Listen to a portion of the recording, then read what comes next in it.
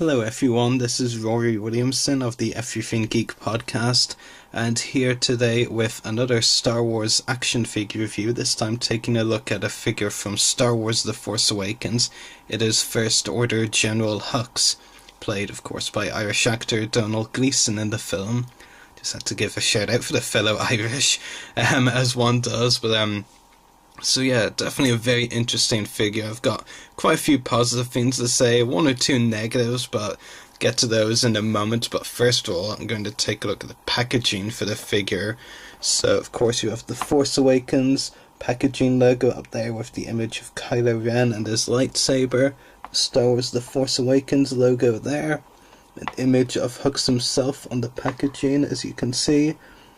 And down here, as it says, First Order General Hux. And it's a bit weird that they, for a named character, they felt the need to put First Order there, considering, they didn't say First Order Captain Phasma on the Captain Phasma figure, for example. I mean, obviously with the troopers it makes sense, but it just feels a little bit weird that they put that in front of General Hux's name, but I digress, because, no one wants to hear me talk about that too much. Other figures in this particular wave of figures include the Inquisitor, General Hux, and the Guavian Enforcer, which I'll also be reviewing soon, the Guavian. And this particular wave of figures is used to make another of the Build-A-Weapon accessories, which I'll be talking about later on. And the piece that Hux comes with is the second one. He's the middle figure, so that piece right there. There's also a description on the back of the packaging for the figure, which reads, "A young, ruthless officer in the First Order, General Hux has complete confidence in his troops' training methods and weapons." Which you can read there. So, yeah. As far as the figure himself is concerned, there is a lot to be positive on with the figure, and I will zoom in on him now. In terms of the positives, I think the detail on the figure for the most part is outstanding. I think they've really captured the likeness of Domhnall Gleeson very well on the Hux figure. And detail-wise, it's kind of interesting because some people have said that Hux has a bit of a bland look to him, and in some ways I can see where they're coming from with that. Though, he just stands out as in the original Star Wars films, they really went with a kind of Nazi vibe for the stormtroopers, but with the First Order it's even more apparent, really. And with Hux's design, I feel like, even though some might call it bland, I feel like it really just shows, and that makes it not bland to me, but it does also stand out because of the First Order emblems, which you can see on his shoulders. There is one there. Actually, on just that shoulder. Apologies. And the other logo that I was actually thinking of is on his cap, which you can see there. That one really stands out as well, and yeah, detail wise just really good, very consistent. Well, aside from the peg hole, but I'll get to that a bit more later on, but other than that, mostly consistent, but it's made of a very solid material, like very hard material. There's not, a lot of movement, if any. There's very little, really, in the clothing, which is kind of unfortunate, but, Hasbro saving costs, I guess. In terms of saving costs as well, and it's something I'll talk a little bit more about later on when I talk about the accessories, but Hux's cap isn't removable, it's actually stuck onto the figure's head, which is, it's Hasbro really in a lot of cases now are just, trying to cut corners in terms of cost wherever they can, it seems, and, I really think, the cap is a simple thing, it should be removable. They did it, one instance, another one that I can think of is with the Star Wars Rebels Kanan Jarrus figure, where they had I believe it was his holster, it's that long ago since I reviewed the figure, glued on, whereas most holsters on figures hadn't been glued on up to that point. Maybe it wasn't the holster, but I'm pretty sure that it was the holster, it was glued right onto the figure. So yeah, but it is a little unfortunate. Would have liked the cap to be removable, but it's, glued onto the figure's head, so nothing I can do about that, but it doesn't take away from the really good face sculpt. Like, the likeness is almost completely perfect, really. And there is something that feels a little bit off about it, but it's hard to pinpoint because they have done a very good job on it, has to be said. And in terms of the accessories the figure comes with, he only comes with one accessory essentially, which is a pretty plain blaster pistol. It does have a nice design. It's sculpted very well, but is very plain. So there's not really a lot you can say on the blaster pistol, to be honest. One thing I will say though, it does fit very well in both of the figure's hands, so that is a good thing. You do notice with some weapons that they only really fit in one of the figure's hands, but actually fits pretty well in both, which is actually pretty nice. And I will demonstrate that just to prove my point. Yep, see, fits pretty snugly in both hands. Yeah.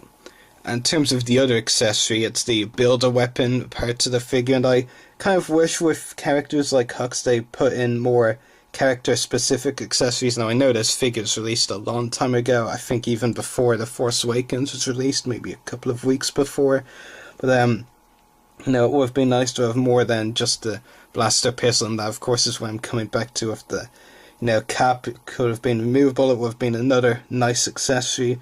As for the builder weapon piece, I don't really have a lot to say on the builder weapon pieces. It's a gimmick, and that's all it is really to me. I mean, it's good for the kids, but it makes me sound very old when I'm like a lot of other reviewers, saying, having not much to say on the gimmicky accessories. Makes me sound a lot older than I really am. But I'm not going to buy 3 figures just to complete the weapon, and there's very few waves I have actually completed for that reason. Like, I don't need another Inquisitor figure, so as much as I like the Inquisitor as a character, but anyway, the interesting thing that I can say about this accessory is that actually, and it was what I was pointing out about the peg hole earlier on the figure, you can actually put, I was actually going to put on the wrong way, I think. No, actually I think I was going to put on the right way, yeah. You can actually put it onto the figure whichever way you choose, and it definitely isn't screen accurate, that's for sure, and it looks just kind of all over the place, to be honest, so I prefer to keep it off.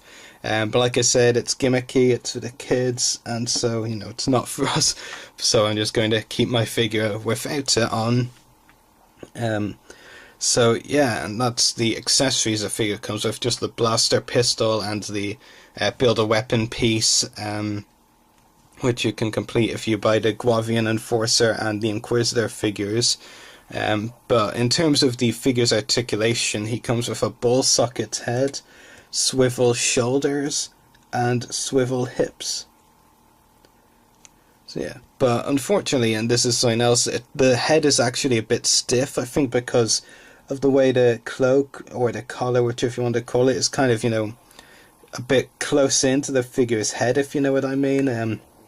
If you look closer, you should understand what I mean. It's kind of a bit tight, so it's a bit stiff to move his head. I mean, you can move it all the way around. It's just a bit stiff and can be a bit slow to move around, but yeah, I mean, that's a little thing to also point out, but in some reviews you do have to point out the little things, but overall the Hux figure I think is a really good figure. Detail wise, I think it really is outstanding, and especially for the 3.75 inch line, where you can sometimes have figures, there's a cutback on the detail, but I think this is possibly one of the best figures in the 3.75 inch line from The Force Awakens. The likeness to Donald Gleason is superb, and just the overall details on the figure are done really well. It's just really accurate to the character. I mean, the only thing that really lets it down, if you're an articulation person, you'll obviously be disappointed that, like with the other 3.75 inch figures, and there's a lack in articulation. But for me, like I said, if detail's great, then the articulation isn't as big of a problem for me. But the problem for me definitely is the lack of accessories. Would have preferred at least another one or two. The cap would have been a really easy thing to do if they didn't glue it onto the figure's head, or sculpt it onto the figure's head, I should say. Yeah, other than that, it's a very good figure, and if you haven't picked up the 3.75-inch General Hux figure, I do recommend you pick it up, but obviously if you're more of a collector, then you'll probably go for the 6-inch version, you know, because of a lot more articulation and all. So anyway, I hope you've enjoyed watching this review, so may the force be with you, and goodbye. First of all, taking a look at the packaging. So Captain Phasma is part of what is called the Forest line of these Build-A-Weapon figures. You can kind of see that with the card background, you know, it's a forest, you know, kind of murky green. You know, the detail right away, because I always go to the detail first, so I'll just zoom in on their face. And you know, this is my first problem with the figure actually, is